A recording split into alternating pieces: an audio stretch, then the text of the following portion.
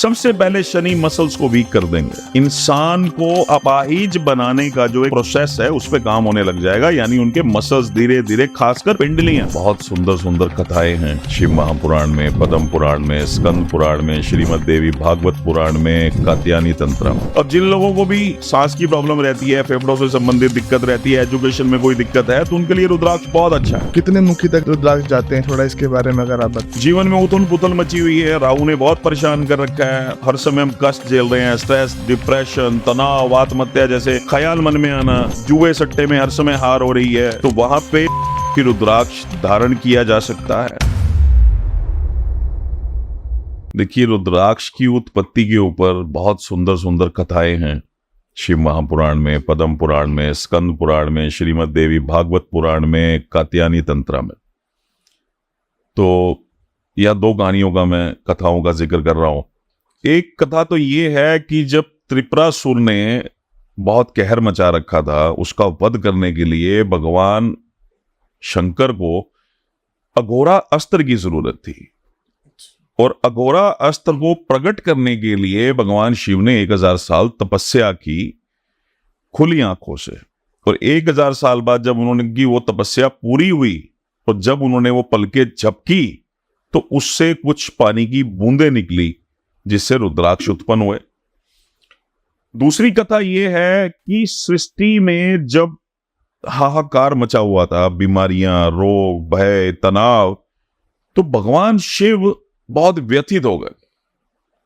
उन्होंने ब्रह्मा जी से भी बात की, विष्णु जी से भी बात की, बट कोई हल नहीं निकला। लेकिन उनकी जो व्याकुलता थी, उनका जो हृदय में एक विकार उत्पन्न हो रहा था, एक समाज को देखते हुए, सृष्टि को देखते हुए, तो उससे संसार के दुख देखकर उनकी आंखों से अश्रु की बूंदें निकली, वहां से रुद्राक्ष उत्पन्न हुए। और तीसरी कथा भी मैं कह ही देता हूं कि जब मां सती अपने पिता दक्ष के यहां गई, जब भगवान शिव मना करने लगे कि सती वहां मत जाओ, और वहां जो भी उनका वार्तालाप हुआ, जो भी सब चीजें हुई, उसके बाद जब मां सती ने आत्मदाह कर लिया अग्नि कुंड में, उस यज्ञ कुंड में, तो उसके बाद जब भगवान शिव को ये बात पता लगी तो वो रुदन करने लगे। उस रुदन में जो उनके अश्रु निकले, उससे रुद्राक्ष उत्पन्न हुए। तो ऐसी अलग अलग पुराणों में अलग अलग कथाएं हैं। वो कथाएं ऐसी क्यों? क्योंकि लाखों वर्ष पहले पुराण लिखे गए और लाखों लोगों के हाथों से वो निकले, उनके एक्सपीरियंसेस जो थे वहां से निकले, तो वहां से कुछ चेंजेस भी हुए। आज की सृष्टि में, आज के युग में, आज के समय में जो पुराण हमारे हाथ में हैं और उनमें जो लिखा हुआ है, तो उनमें ये कथाएं। तो कहीं ना कहीं तीनों कथाएं जो आपने बताई वो महादेव के अश्व से ही उत्पत्ति, तीनों महादेव के अश्रु से ही रुद्राक्ष, वो चीज तो कंफर्म है। कंफर्म है। तो इसमें जैसे कि रुद्राक्ष जैसे हम देखते हैं तो बहुत सारे इसके अलग अलग मुख दिखाए जाते हैं, मतलब बताए जाते हैं कि कोई 2 मुखी, 3 मुखी, 5 मुखी। तो ये मुखों का क्या हिसाब है इसमें, थोड़ा सा आप अगर इस पे बता सके। देखिए, रुद्राक्ष के अंदर सीड्स होते हैं, रुद्राक्ष के अंदर कंपार्टमेंट्स होते हैं, कि जितने मुखी रुद्राक्ष होगा उसमें उतने ही कंपार्टमेंट्स होंगे। ये अभी हम आगे दिखाएंगे भी सही। ठीक है। तो रुद्राक्ष को जब बीच में से काटा जाता है, जैसे मान लीजिए 4 मुखी है, तो उसमें 4 कंपार्टमेंट्स होंगे। ठीक है, किसी में 4 ही सीड्स होंगे, किसी में 3 भी हो सकते हैं। दूसरी चीज, जो उस पर धारियां होती, उसको मुख कहा जाता है। जैसे अब 2 मुखी रुद्राक्ष है, उस पर 2 धारियां आपको देखने को मिलेंगी। 3 मुखी है, उस पर 3, 4 मुखी है 4, 15 मुखी है 15, 18 मुखी है 18, तो उसको मुख बोला जाता है। तो जब भी हम रुद्राक्ष लेते हैं या हमें कोई बताता है कि आप 2 मुखी रुद्राक्ष धारण कर ले, वो नेपाल का है या इंडोनेशिया, एक्चुअली जो मेन रुद्राक्ष अभी फिलहाल आ रहे हैं वो नेपाल और इंडोनेशिया से हैं। इंडोनेशिया के दाने छोटे होते हैं, जिनकी धारियां आप नहीं गिन सकते, और जो नेपाल के दाने हैं वो शास्त्रों के साथ अगर जोड़ा जाए, कि जो शिव महापुराण में लिखा हुआ है कि उसमें कुदरत के हिसाब से, यानी कुदरती उसमें छेद होना चाहिए, पहली ये बात। दूसरी बात, उसका आकार बड़ा होना चाहिए, ये दूसरी बात। तीसरी बात ये कि वो गोल दाना होना चाहिए। चौथी बात कि वो आंवले के बराबर का दाना होना चाहिए। ये सारे जितने भी टॉपिक्स हैं, ये सारी बातें जो पुराण में लिखी हुई हैं, ये नेपाल के रुद्राक्ष के साथ मैच होती है। इसलिए रुद्राक्ष को नेपाल के रुद्राक्ष को स्पेशली कहा जाता है कि नहीं, ये बड़े एनर्जेटिक होते हैं, कारण पुराण के साथ वो जो क्वालिटी है वो बिल्कुल मैच हो रही है। तो नेपाल के जो दाने हैं उन पे धारियां बिल्कुल क्लियर होती है, मुख बिल्कुल क्लियर होते हैं। तो मुख को देखकर हम ये समझते हैं, उसकी काउंटिंग करके हम समझते हैं कितने मुखी रुद्राक्ष। और इसमें कितने मुखी तक रुद्राक्ष जाते हैं, थोड़ा इसके बारे में अगर आप बता। देखिए, शिव महापुराण की बात करूं तो 14 मुखी का वर्णन है, ठीक है। स्कंद पुराण की बात करें तो वहां 16 मुखी तक वर्णन है, ठीक है। श्रीमद देवी भागवत पुराण की बात करें तो वहां 14 मुखी तक वर्णन है। तो हर जो पुराण हैं हमारे अलग अलग समय पे लिखे गए, ठीक है, अलग अलग रचनाएं हुई उस समय पर, तो उसी हिसाब से ये वहां वर्णन मिलता है। तो हर पुराण में अलग है, लेकिन 27 मुखी तक आम रुद्राक्ष देखने को मिल जाते हैं, अच्छा, ठीक है। कुछ बहुत सारे रुद्राक्ष ऐसे हैं जो बहुत रेयर हैं, लेकिन कहा जा सकता है कि वो बहुत समय बाद देखने को मिल जाते हैं। लेकिन 27 मुखी तक रुद्राक्ष, अगर मैं पुराणों के हिसाब से कहूं, इससे ऊपर भी होते हैं रुद्राक्ष जो देखने को मिले हैं, लेकिन उसका पुराणों में कहीं वर्णन नहीं है। 27 मुखी तक अच्छा वर्णन है जी। तो इसमें कुछ ऐसा भी होता है कि जैसे ये कोई 5 मुखी रुद्राक्ष है तो वो किसी अलग एनर्जी के लिए है, और जो 7 मुखी है, 6 मुखी है, मतलब ऐसा कुछ होता है इसमें? बिल्कुल, भगवान शिव की बहुत अद्भुत रचना है। जिस जैसे मैंने कथा में कहा कि जब उन्होंने संसार का दुख देखा, तकलीफें देखी, तो भगवान शिव ने रुद्राक्ष प्रकट किए। ये उनकी एक रचना थी भगवान शिव की। तो अब यहां दुखों की बात कर लें, ठीक है, देवताओं की बात कर लें कि एक मुखी रुद्राक्ष है, स्वयं शिव हैं उनके लॉर्ड एक मुखी रुद्राक्ष के। वो देखने को भी नहीं मिलता है वैसे, पर एक रामेश्वरम का दाना आता है, साउथ साइड का दाना है, चंद्राकार होता है तो वो भी धारण किया जा सकता है। कुछ लोगों ने उसको भद्राक्ष बोला है, वो सबकी अपनी अपनी नॉलेज है, लेकिन मैंने उसके रिजल्ट बहुत अच्छे देखे हैं, तो मैं इसलिए कहूंगा कि वो धारण किया जा सकता है। अब 2 मुखी रुद्राक्ष है, ठीक है। उनके जो लॉर्ड हैं अर्धनारीश्वर, स्त्री और पुरुष। अब जिनके इमोशंस बैलेंस नहीं है, हार्मोन्स बैलेंस नहीं है, ठीक है, मन में चंचलता बहुत ज्यादा है, मन में घबराहट बहुत ज्यादा रहती है, ठीक है, तो उनके लिए, और जो उनके प्लेनेट हैं वो चंद्रमा है, तो जिनको भी चंद्रमा से रिलेटेड कोई इशू है तो वो 2 मुखी धारण कर सकते हैं। 3 मुखी स्वयं अग्नि, कि जो पापों को भी भस्म कर दे, ऐसा पुराणों में लिखा हुआ है। अब यहां लोग एक सवाल जरूर करेंगे, बहुत समझदार लोग हैं, कि पापों को एक रुद्राक्ष कैसे भस्म कर सकता है? वो ऐसे भस्म कर सकता है, जब हम रुद्राक्ष को धारण करते हैं तो हमारी सोच, हमारी समझ उस रुद्राक्ष की एनर्जी के हिसाब से काम करने लगती है। जो पाप हमने किए हैं वो पूर्व जन्म के थे या इस जन्म के थे, जब हम उस रुद्राक्ष को धारण करेंगे तो हमारी सोच, हमारी बुद्धि वैसे ही काम करने लगेगी। वहां होगा क्या, आपके वो रुद्राक्ष की एनर्जी जो आपके साथ काम कर रही है, आपके पुण्य कर्म बढ़ते चले जाएंगे। आप उस रास्ते पे जाएंगे जहां आप उस पाप को खत्म कर देंगे जो आपने किए हुए हैं, आप उस रास्ते पे दोबारा नहीं जाएंगे, ठीक है। ऐसे वो रुद्राक्ष पापों को खत्म करता है। अग्नि है उस रुद्राक्ष में। जिन लोगों को भी एचपी की प्रॉब्लम रहती है, उनके प्लेनेट मंगल है।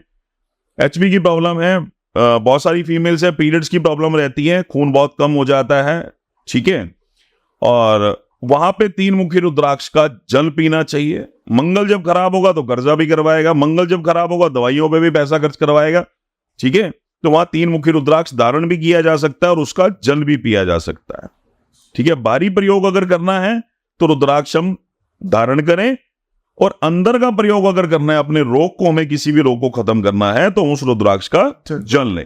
अब 4 मुखी रुद्राक्ष है, उसके जो लॉर्ड हैं वो ब्रह्मा जी हैं, ठीक है, मां सरस्वती हैं। 5 मुखी रुद्राक्ष है कालंगनी रुद्र, जो काल के चक्र को भी रोक दे। इतना 5 मुखी रुद्राक्ष आम मार्केट में मिल जाता है, बहुत सस्ता दाना है, महंगा नहीं है, लेकिन कालंगिनी रुद्र उनके लॉर्ड हैं, और जो प्लेनेट हैं वो जुपिटर हैं। अब जिन लोगों को भी सांस की प्रॉब्लम रहती है, फेफड़ों से संबंधित दिक्कत रहती है, एजुकेशन में कोई दिक्कत है, तो उनके लिए रुद्राक्ष बहुत अच्छा है। 6 मुखी रुद्राक्ष है कार्तिक स्वरूप, भगवान कार्तिकेय, और जो उनके प्लेनेट हैं वो शुक्र। जिनको भी अपना शुक्र अच्छा करना है वो 6 मुखी रुद्राक्ष पहन सकते हैं। शुक्र से रिलेटेड प्लान कुंडली में कोई इश्यू है तो 6 मुखी रुद्राक्ष धारण कर सकते हैं। डायबिटीज है 6 मुखी रुद्राक्ष का जल पी सकते हैं। सेक्सुअल कोई प्रॉब्लम है तो 6 मुखी रुद्राक्ष का जल पी सकते हैं। 7 मुखी शनि, और जो इनके देव हैं वो है मां लक्ष्मी। सप्तऋषि, सप्त मातृकाएं, ठीक है, अनंत नाग, तो ये इनके लॉर्ड हैं। और जो प्लेनेट है वो शनि है। अब शनि क्या होगा, जब भी खराब होंगे, शनि जब भी कष्ट देने आया है, शनि की साढ़सती है, शनि की डैया है, सबसे पहले शनि मसल्स को वीक कर देंगे। इंसान को अपाहिज बनाने का जो एक प्रोसेस है उस पर काम होने लग जाएगा, यानी उनके मसल्स धीरे धीरे, खासकर पिंडलियां, जो शुरुआत होगी खासकर पिंडलियों से। ऐसा कभी भी इंसान किसी को ज्योतिषी को कुंडली दिखा रहा है और वो बोल रहे हैं शनि की साढ़सती है, डैया है, ठीक है, वहां पे 7 मुखी रुद्राक्ष के बहुत अद्भुत फल हैं, बहुत अद्भुत फल हैं। इस संपूर्ण सृष्टि में अगर मैं कहूं, रुद्राक्ष से ऊपर कुछ है ही नहीं, जो भगवान शिव की एक रचना है। और शास्त्रों में यह बात लिखी हुई है कि इंसान को, हर इंसान को रुद्राक्ष धारण करके रखना चाहिए। रुद्राक्ष में इतने उत्तम फल हैं, इतने अच्छे उसके रिजल्ट्स हैं। 8 मुखी रुद्राक्ष है, अष्टविनायक उनके लॉर्ड हैं, और जो प्लेनेट हैं वो राहु हैं। जीवन में उथल पुथल मची हुई है, राहु ने बहुत परेशान कर रखा है। हर समय हम कष्ट झेल रहे हैं, स्ट्रेस, डिप्रेशन, तनाव, आत्महत्या जैसे ख्याल मन में आना, ठीक है, जुए सट्टे में हर समय हार हो रही है। लेकिन यहां मैं एक बात कहना चाहूंगा, 8 मुखी रुद्राक्ष पहनने के बाद ऐसा नहीं होगा कि आप जुए सट्टे में बादशाह बन जाएंगे। मतलब गलत उस चीज को यूज ना कर लिया जाए, इसलिए मैं साथ साथ इस चीज को क्लियर कर रहा हूं। आपका ध्यान नहीं जाएगा उन चीजों में। हाँ, आपकी लत कम हो सकती है, आपका ध्यान हट सकता है। ऐसी 9 मुखी रुद्राक्ष है, मां नव दुर्गा की शक्ति है उसमें। शैलपुत्री, ब्रह्मचारिणी, कूष्मांडा, 9 देवियां हैं, ठीक है, उन 9 देवियों की शक्ति है। 9 मुखी रुद्राक्ष में मां दुर्गा की शक्ति है। और जो प्लेनेट है वो केतु है। यस, केतु से कोई भी प्लेनेट के कोई भी नेगेटिव रिजल्ट आ रहे हैं, ठीक है, तो वहां पे 9 मुखी रुद्राक्ष धारण किया जा सकता है। अब बात आती है 10 मुखी रुद्राक्ष की। भगवान विष्णु, 10 अवतार भगवान विष्णु चतुर्भुज रूप की जो शक्ति है वो 10 मुखी रुद्राक्ष में है। इंसान के जीवन में कितनी भी नेगेटिविटी है, उसको डर लगता है, काला जादू कर दिया, भूत प्रेत की छाया है, ठीक है, हर समय नेगेटिविटी फील कर रहा है, बॉडी में एनर्जी नहीं है, काम में मन नहीं लगता, बहुत सारी चीजें हैं, ठीक है, बहुत सारी बीमारियां हैं, ओपरे पराई की दिक्कत है, घर में नेगेटिविटी है, घर में हर समय ये चीज फील हो रही है कि नेगेटिविटी है, तो वहां पे रुद्राक्ष टांगना नहीं है। रात को रुद्राक्ष को जल में भिगोना है और सुबह अपने घर में आप छींटा लगा दे, आपको थोड़े दिनों में फील हो जाएगा नेगेटिविटी खत्म हो गई, ठीक है। और जिस इंसान को इतनी सारी ये सब प्रॉब्लम जो मैंने बताई वो हैं, वो 10 मुखी रुद्राक्ष का जल पी सकता है। 11 मुखी रुद्राक्ष स्वयं 11वें रुद्र हनुमान जी। अच्छा, श्री राम जी के परम भक्त हनुमान जी। कॉन्फिडेंस खत्म, आत्मिक बल नहीं है, 10 लोगों में इंसान खड़ा नहीं हो सकता, ठीक है, कॉन्फिडेंस बिल्कुल ही खत्म हो गया बंदे के अंदर, दब्बू किस्म की लाइफ जी रहा है वो, ठीक है, और हर समय भूत प्रेत इन सब चीजों का भय बने रहना है। ऐसे बहुत सारे बच्चे हैं जिनको हर समय भय बना रहता है कि, या माँ बाप को भी भय बना रहता है कि यार मेरे बच्चे की एनर्जी बहुत कमजोर है, ठीक है, उसको 11 मुखी रुद्राक्ष। 12 मुखी रुद्राक्ष स्वयं सूर्य, सूर्य का तेज है 12 मुखी रुद्राक्ष में, नेम, फेम, फाइनेंस सब कुछ देता है 12 मुखी रुद्राक्ष। 12 आदित्य इनके सब लॉर्ड हैं, 12 आदित्यों की शक्ति है 12 मुखी रुद्राक्ष में। 13 मुखी रुद्राक्ष स्वयं कामदेव और रति, और कहीं ना कहीं पुराणों में यह वर्णन मिलता है इनके लॉर्ड इंद्र भी हैं, ठीक है। सेक्सुअल प्रॉब्लम है लाइफ में, 13 मुखी रुद्राक्ष का जल पियो। शुक्र अच्छा नहीं है, मैरिड लाइफ खराब होगी शुक्र की वजह से, 13 मुखी रुद्राक्ष धारण करो, ठीक है, बहुत अद्भुत रिजल्ट है 13 मुखी रुद्राक्ष। आप ये मान के चलिए जो काम कामदेव जी का है वो काम 13 मुखी रुद्राक्ष करता है।